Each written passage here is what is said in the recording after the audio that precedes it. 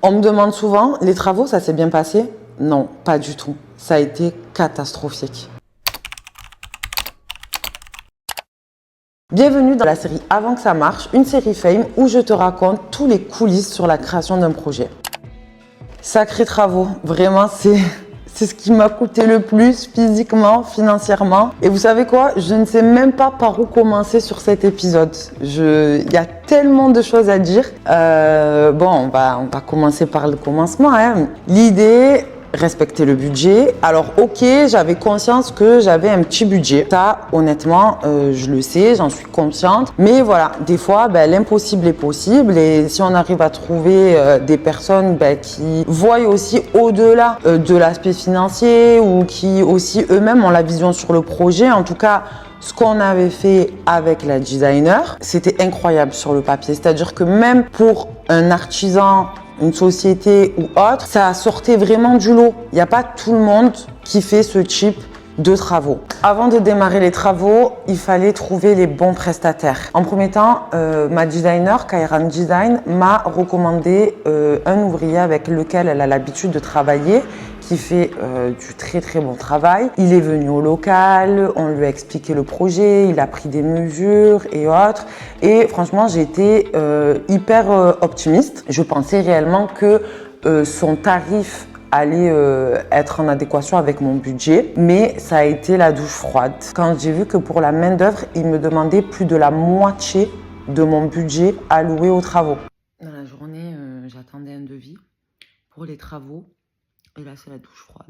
8 500 € que de main-d'œuvre. Impossible. J'ai un budget de 10 000 €. Je sens que cette histoire va se compliquer de fil en aiguille, de jour en jour. Mais je vais rester positive.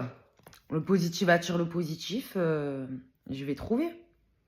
Peut-être que je vais devoir faire des concessions. Non, mais de toute façon, c'est certain. Mais j'ai pas envie. En sachant que j'avais que 10 000 € pour tous les travaux, c'est-à-dire main-d'œuvre, le matériel, la décoration. Donc vraiment, en fait, là, je me suis rendu compte, je me suis dit, attends, waouh, là, c'est beaucoup trop. Est-ce que d'autres personnes vont me donner la même tranche tarifaire? Comment ça va se passer? Est-ce que je dois aussi faire des concessions sur l'aménagement? Parce que du coup, en amont, avec ma designer, on avait fait tous les plans, on avait vraiment validé toutes les structures du local et du studio. Deuxième solution, j'avais également contacté un artisan qui est quelqu'un de proche de mes parents, de mon mari, qui m'a vu grandir. Et cette personne-là, du coup, je lui ai expliqué le projet, elle est venue au local et elle m'a donné son tarif. Ascenseur émotionnel, je viens de recevoir un nouveau message. On est sur un deuxième devis.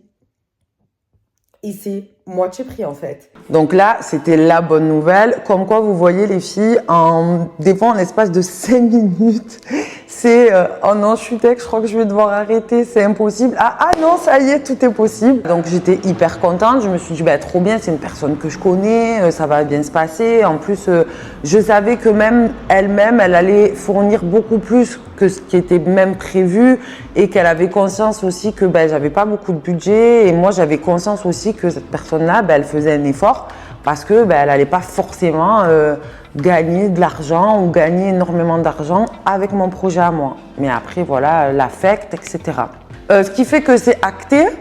Et donc pareil, je reprécise, là on est exactement le 15 novembre. On est à un mois et demi avant l'ouverture du studio. Moi, on m'avait dit honnêtement qu'il y avait entre 3 à 4 semaines de travaux. Si on venait tous les jours et qu'on travaillait vite et bien. Donc pour moi, tout était parfait, on allait être pile poil, je respectais mes délais. À ce moment-là, je respectais mes délais. Au fil des jours, et au fil des semaines, ça a mis énormément de temps avant de démarrer. Il y avait des cloisons à casser, il fallait faire un réagréage au niveau du sol parce que je changeais tout le sol. Enfin, il y avait quand même une grosse partie et après c'était beaucoup de placo, un peu d'électricité, tout ça. Et en fait, les jours sont passés, les semaines sont passées et tous les jours, c'était « Ah oui, non, mais là, je finis un chantier, je vais y aller, je finis un chantier, je vais y aller. » Et en fait, au début, le problème, c'est que quand on connaît les personnes et quand on On n'a pas beaucoup de budget, on ne peut pas forcément être la cliente chiante à dire non mais là tu m'as dit que demain tu venais, qu'est-ce que tu fais? Franchement, un conseil, hein. Soyez la cliente chiante. Soyez celle qui est vraiment le moindre détail, n'hésitez pas à faire refaire, imposez-vous et surtout en tant que femme, dans un milieu où il n'y a que des hommes, imposez-vous. Et en fait, ce qui s'est passé, c'est que de fil en aiguille, je me rends compte que ça va pas le faire. Ça va pas le faire, on avance petit à petit, donc on est début décembre, fin novembre, début décembre, une cloison a été cassée. Le local est dans un état catastrophique avec des débris partout. Je me retrouve même à aller moi à la déchetterie, tout enlever parce qu'en fait au bout d'un moment j'étais comme ça. Et là je commence à stresser et là ça commence à m'énerver et j'ai l'impression, franchement je vais vous dire et je vais parler cru, mais j'ai eu l'impression qu'on me tenait en laisse. Et en fait je pouvais pas aboyer. Je pouvais pas dire ce que je pensais réellement, je pouvais pas mettre le haut là, je pouvais pas m'imposer et c'était frustrant. À chaque fois que je recevais un appel, à chaque fois que je recevais un message, non finalement je viens pas aujourd'hui, finalement je viens demain. Mais là je partais dans des crises, je me rendais malade. Franchement vraiment c'était juste horrible, vraiment. Toutes les personnes avec qui j'ai travaillé sur le projet ont respecté les délais.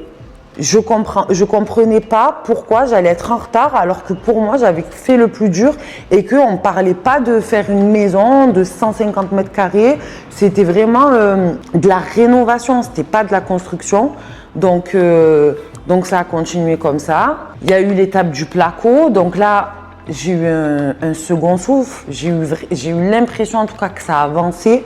Parce qu'il y a ça aussi, quand tout est encombré, quand il y a énormément de choses, de personnes, de matériaux, en fait, on a l'impression que c'est impossible, que ça ne sera jamais fini. Et là, j'ai commencé à me dire, bon, ça va, ça y est, ça avance, allez, c'est pas grave, si c'est pas début décembre, ce sera mi-décembre. Moi, je voulais ouvrir avant les fêtes. Et en fait, arrivé à la mi-décembre, on a eu un désaccord parce que l'électricien devait venir, il n'est pas venu. Moi, il faut savoir que j'avais donné un acompte, qu'on m'a redemandé encore de régler certains ouvriers, chose que j'ai faite. Et en fait, au bout d'un moment, ça avançait pas comme je voulais. C'était pas comme je voulais. Et là, à force de garder sur moi, j'ai explosé. Et là, j'ai explosé. J'ai pris mon téléphone et j'ai dit, pas du tout, ça va pas se passer comme ça. Moi, je ne donne plus 1 euro. Je ne sors plus d'argent. C'est terminé et je ne veux plus que tu finisses le chantier. Je ne veux plus que tu viennes. On arrête là, toi et moi. Je vais trouver quelqu'un d'autre parce que c'est pas possible. À ce rythme-là, je ne vais jamais ouvrir. Je n'ouvrirai pas avant l'année prochaine. Donc, c'est inconcevable. Je dois ouvrir avant la fin 2025. C'est comme ça et c'est pas autrement. La décision, elle a été prise. Je change, j'arrête. Voilà, je romps l'engagement avec cet artisan-là. Et on arrive à l'approche des fêtes de fin d'année. On va trouver un artisan. Et l'urgence, c'était vraiment de trouver un nouvel artisan pour pouvoir ouvrir mi-janvier, fin janvier maximum. Donc, on recommence, on repart à zéro. Et là, en fait, ça devient compliqué. Parce qu'il faut savoir, en fait, le premier artisan, à partir du moment où il m'a donné son devis, via ce devis-là, cette somme-là, qu'après, j'ai tout fait en fonction.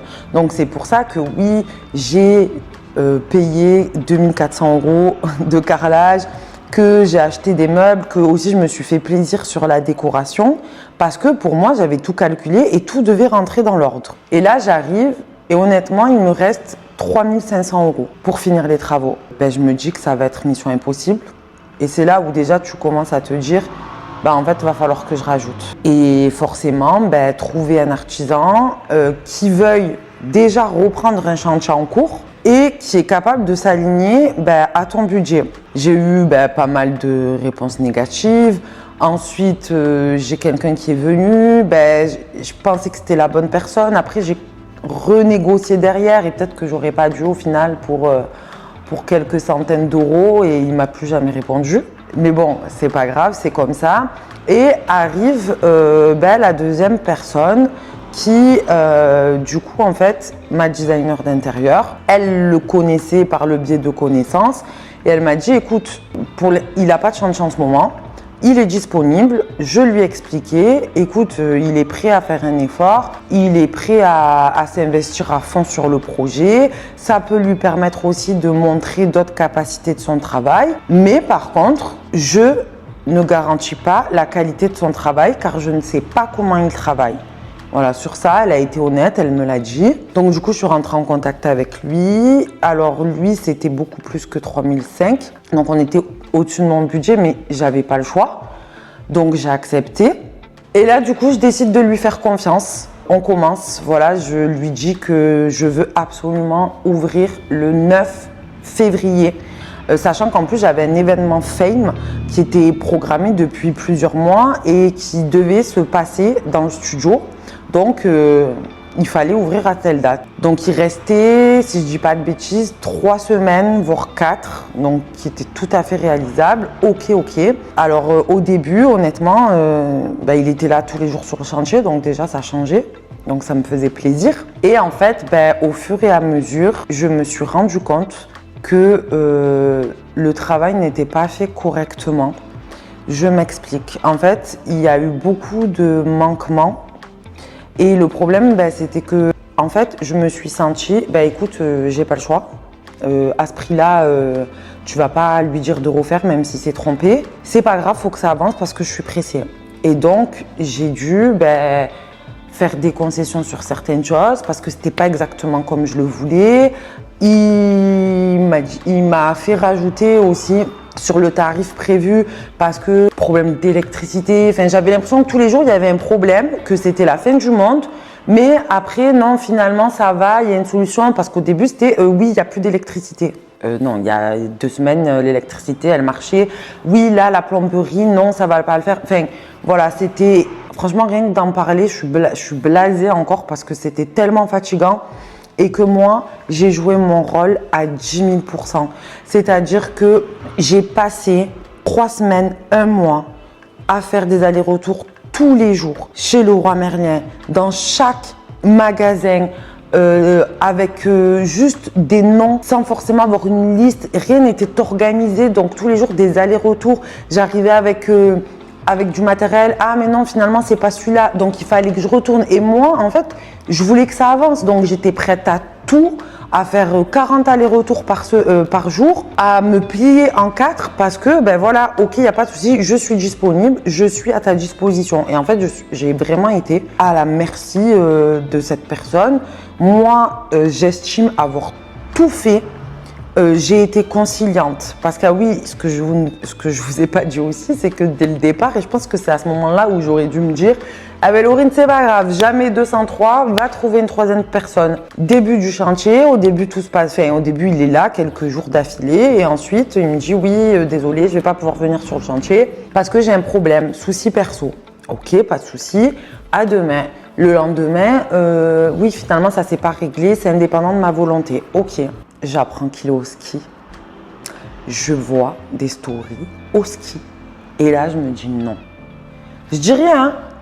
Et là, jusqu'à qu'après, on lui a dit, il s'est excusé, voilà, je sais pas, je savais pas comment te le dire. Et déjà, de là, ça a cassé quelque chose, parce que je me suis dit, mais attends, tu peux très bien me dire, écoute, Laurine, de toute façon, j'ai pas le choix.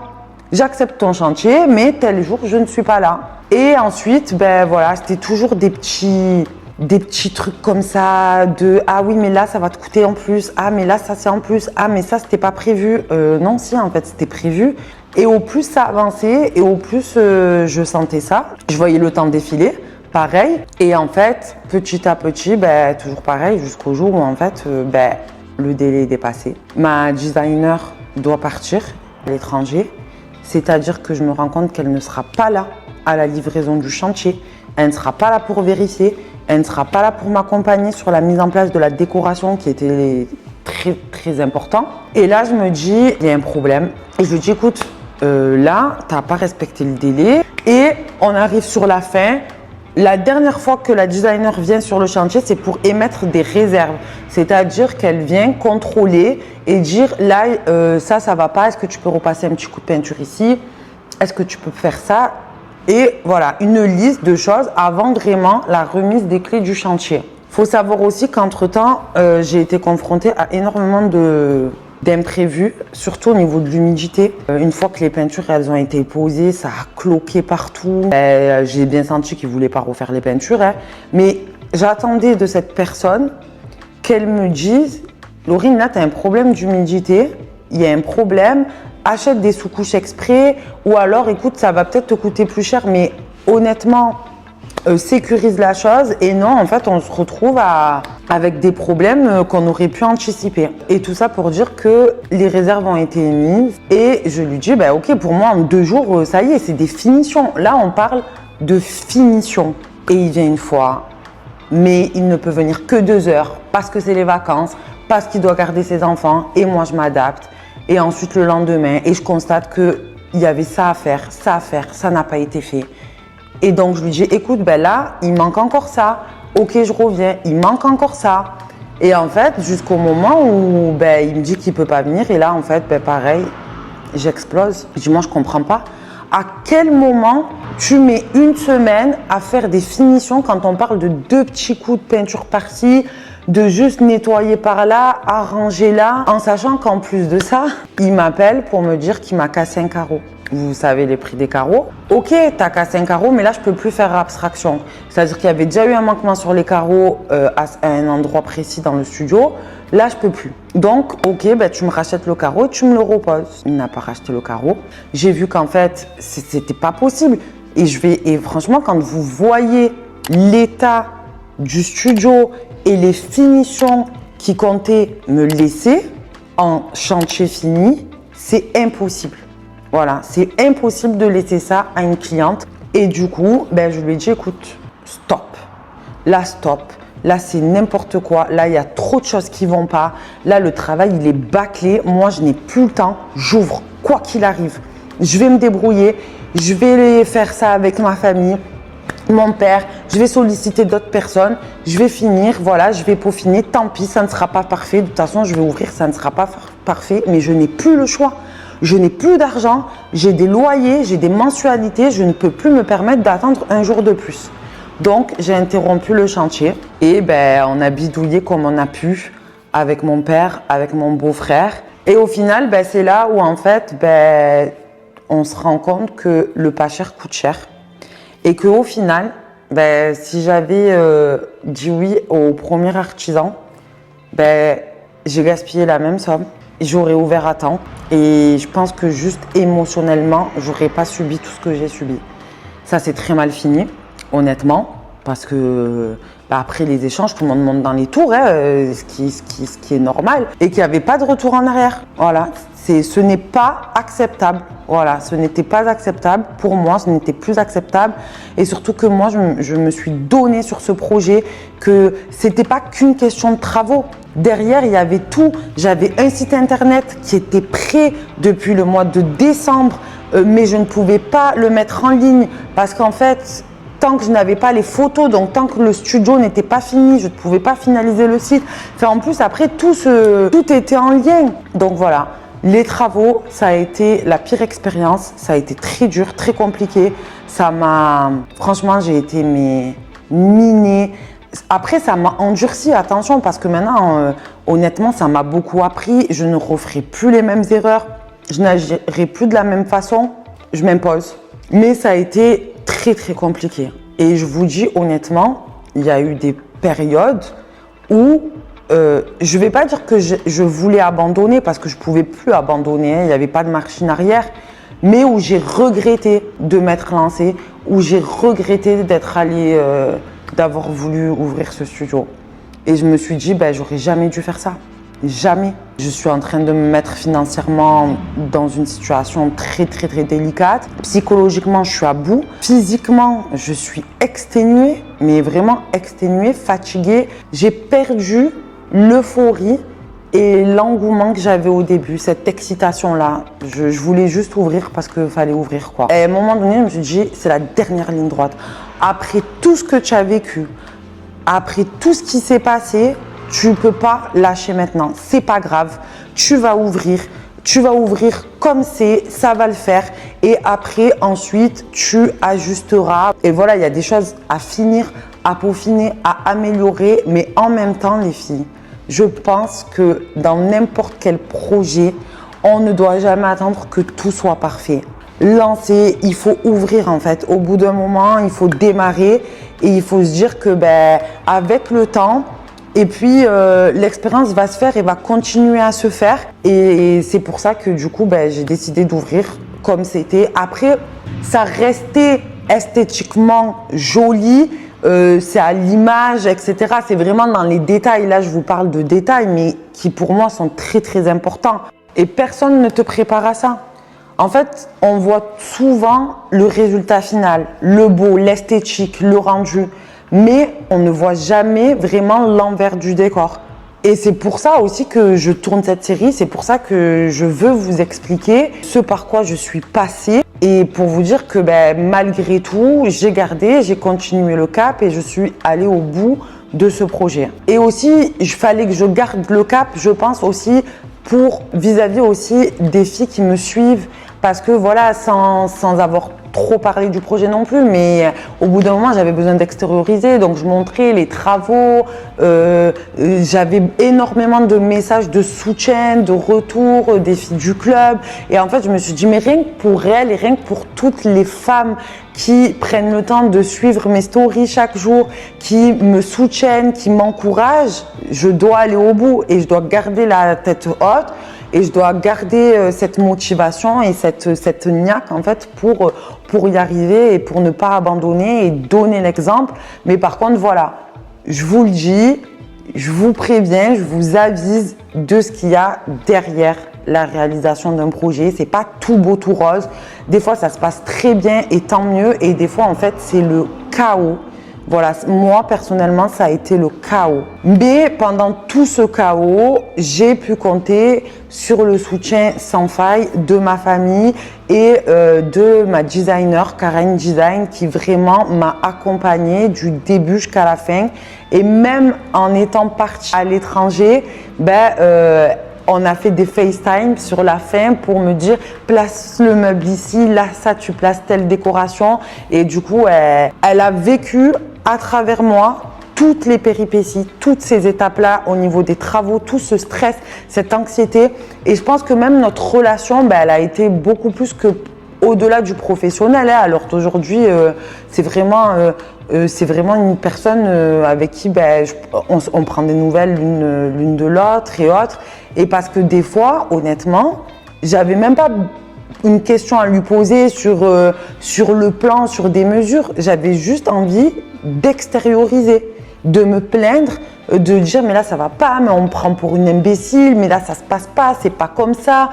Et elle a été cette oreille attentive et je l'en remercie infiniment, vraiment. Du coup, c'est la fin de ce fameux épisode travaux.